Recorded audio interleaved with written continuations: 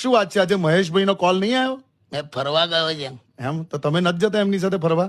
એની સાથે ટ્રાવેલ ના કરું લઉં, કેમ કે છે ને દરેક જગ્યાએ તમને ગમે તે રીતે ફેરવી જ દેલા. એવું?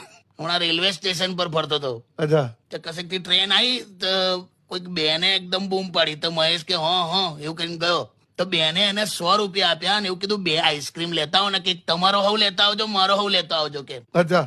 કેમ કે ટ્રેન ઉપડવાની હતી એટલે બેન નીચે ઉતર્યા નહીં. હા.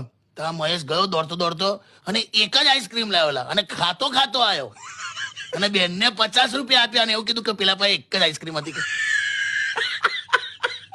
પેલા બેને તો જે ગાળો બોલ્યા છે, ટ્રેન ચાલુ થઈ ગઈ. આપણને પછી આમાં કેવું થાય યાર? આવું બધું ખરું કરે છે. એટલે ફોન આવેલા, મને લાગે મહેશભાઈ નો નહીં હોય ને. ખબર નહીં. હેલો.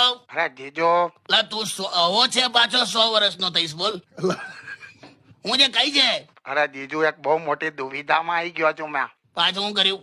મેં છે ને મજાકમાં ભાઈબંધની ગર્લફ્રેન્ડને આઈ લવ યુ લખીને મોકલેલું. હા તો પેલી રિપ્લાયમાં આઈ લવ યુ 2 લખીને મોકલ્યું છે. ભલા હા, મને એ નહીં ખબર પડતી કે બ્લોક કોને કરું.